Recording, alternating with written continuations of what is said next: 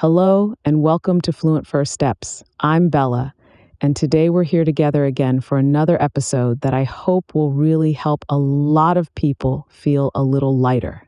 And I'm Andy. It's so good to have you listening with us right now. Every time you play this podcast, your listening just gets stronger and stronger, like your ears are waking up to English. Thank you for making time for us. How are you feeling today? Bella. Well, Andy, honestly, I've been thinking about money a lot lately. Just last week, I was looking at my bank account and I felt this little panic. You know, that feeling when you want to save more, but your income is not really growing and you still want to live well. I totally get that feeling, Bella. It can be really hard to even talk about money sometimes, especially when you feel like you're always counting every little thing and somehow there's never quite enough for what you want or need. That's actually why I'm excited for today's topic. Yes, I think this episode is going to be really helpful for anyone who's ever felt stressed about their income or tried to save, but just kept wondering if it's even possible. You know, it's not just about numbers or plans for me. Sometimes it just feels really emotional too.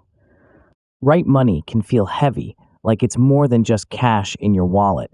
It touches everything from your mood to your sleep to how you see the world. I think talking about saving money on a low income is important because sometimes the smallest changes really do make a big difference. Absolutely. Sometimes I feel like if I only had a little more money, things would be so much easier. But then I remember how my grandma used to say, you can always save something, even if it's just a little bit every month. That stuck with me. That reminds me of when I was a student. I had this tiny budget, and I used to look for coins under the sofa just to buy a snack. But actually, those days taught me a lot about what I really need and what I can live without. I can relate to that. And you know, something that always surprises me is how creative people become when they really need to stretch their money. I remember last month, I started writing down everything I bought for a week, and wow, it was eye-opening. You did that exercise too. I've done it before, and it's amazing how much you notice about your own habits. Suddenly, you see all the little things that don't seem important, but they really add up over time. Exactly. I found out I was spending more on coffee and snacks than I thought. I didn't even enjoy all of it that much. Sometimes it was just because I was tired or bored. So now I try to ask myself before I buy anything, do I really want this, or is it just a habit? That's a good way to start saving on a low income, actually. For me, I started to make my own coffee at home instead of buying it outside. And after a month, I had enough money left over to buy something special for myself. That's such a nice reward. It's funny how just making one small change like that can help you save money and feel good about yourself too. Sometimes I worry about missing out, but actually, I enjoy my homemade coffee now. And when you're saving on a low income, it's not just about giving up things. You also learn how to get more out of what you already have.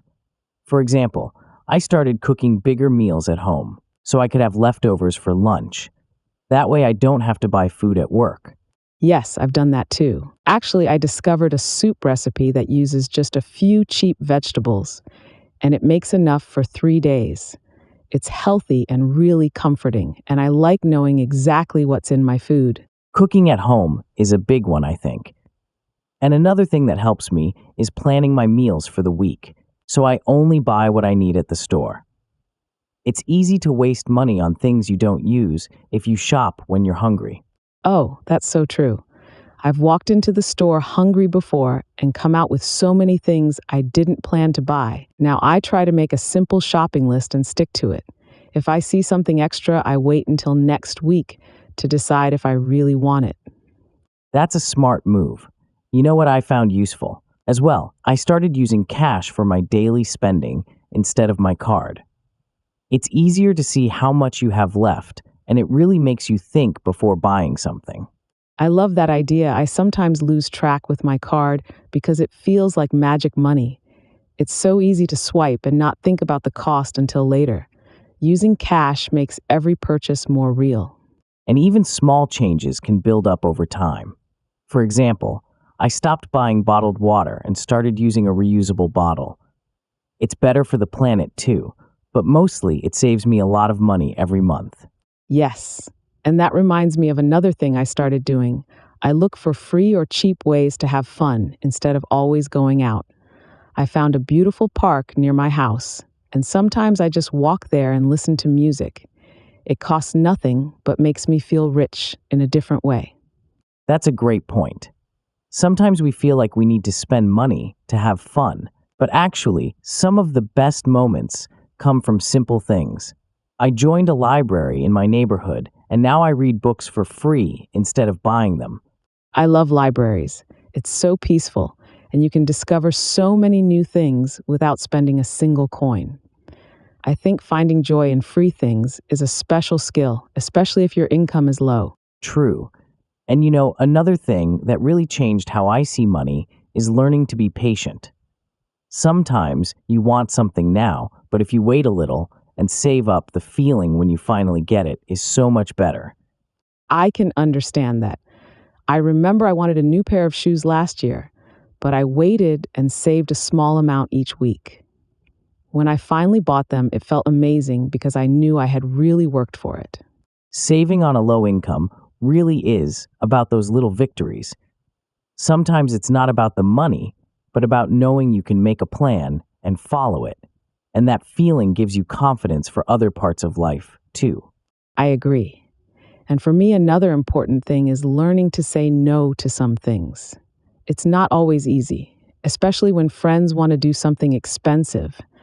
But I've learned to suggest cheaper alternatives, and sometimes people actually like the new ideas. I think you're right. Sometimes we worry what people will think, but if you're honest about your situation, people usually understand. And it can even inspire them to save too, because everyone has to deal with money sooner or later. And sometimes it's about being honest with yourself, too. There was a time when I felt embarrassed to talk about money problems. But now I think sharing your experience can actually make you feel stronger and less alone. That's a good reminder. No one has a perfect situation all the time, and talking about it can help you find new ideas or just feel better. And it also stops you from making money something scary.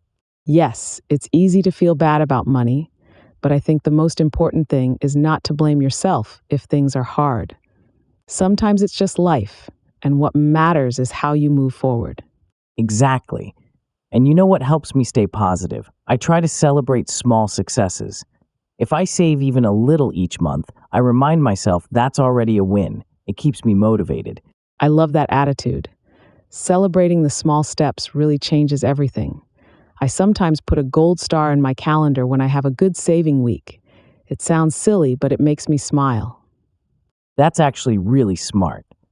Sometimes you need those little rewards because saving money on a low income can feel slow, but every step you take is important and it all adds up. And another thing that helped me is talking to people who understand what I'm going through. It could be a family member or a friend or even someone online who shares tips. Sometimes you get new ideas just from one conversation. I do that too. I joined an online group about simple living, and people there always have creative ways to save money and live well on less. It feels good to share ideas and not feel judged. And you can also learn a lot from watching how other people live. I have a neighbor who grows her own herbs in small pots on her balcony. She saves money and always has fresh things to cook with. That's such a great idea. I started growing a few green onions on my windowsill, and it's actually fun to watch them grow. It doesn't cost much, but makes my food taste better. It's funny how the little things can make life feel richer. Sometimes I think about how my idea of what's important has changed. I used to care about new clothes or eating out, but now I'm happy with simple joys. That's true for me as well. Now I enjoy cooking a meal at home or going for a walk outside instead of shopping for things I don't really need. It's a different kind of happiness. And you know what's interesting? When you start to focus on saving and being careful with your money, you realize you don't need as much as you thought. You can still have a good life without spending a lot. Yes, and sometimes when you do buy something new, it feels special because you know you really wanted it and planned for it.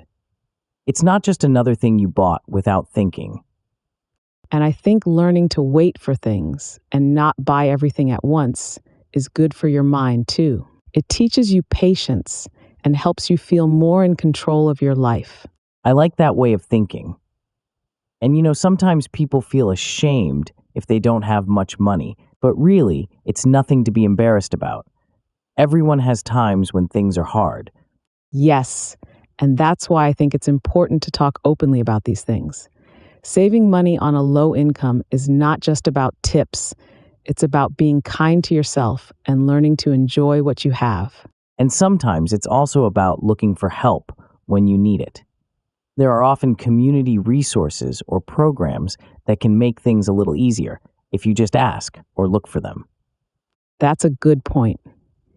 I used to feel strange about asking for help, but now I realize everyone needs support sometimes, and there's nothing wrong with looking for options or talking to someone. I think that's the most important lesson, really. Saving money on a low income is about being creative, being honest, and being gentle with yourself. It's not about being perfect. Yes, and also learning that every little bit helps. Even small steps are good steps. If you save a little today and then a little more tomorrow, you start to feel stronger and more hopeful. And sometimes you find new ways to have fun that don't cost much. I started learning a new skill online for free, and it gave me something to look forward to every day. That sounds amazing. I found some free classes online too, and now I'm practicing yoga at home instead of paying for a gym. It's good for my body and for my wallet. There are so many free or low-cost things out there. Once you start looking for them, it makes life feel a little less stressful and a little more full. And when you start to see that you can have a good day without spending money, you begin to trust yourself more. I think that's the real reward of saving on a low income.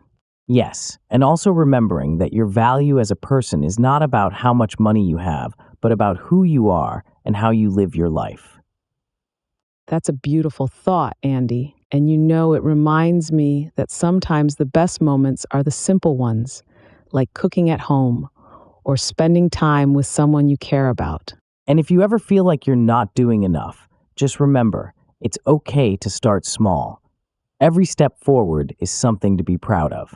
Yes, and sometimes it's nice to pause and notice how far you've come, even if the journey is slow. It's not a race, it's your own path. And the best part is, you're not alone. There are so many people listening right now who are walking the same road and trying their best too. That's right, and we hope this episode has given you some comfort and maybe a new idea or two to try. Remember, you're doing great just by showing up and listening. And if today feels difficult, that's okay too. Tomorrow is a new day, and there are always new chances to try again. So thank you for being with us on this journey. Your time and your attention mean a lot to us, and we're so glad you joined us today. You're listening to Fluent First Steps, where your ears lead your fluency, Hima. Thank you so much for spending this time with us. Keep listening and take gentle care of yourself until next time. See you soon.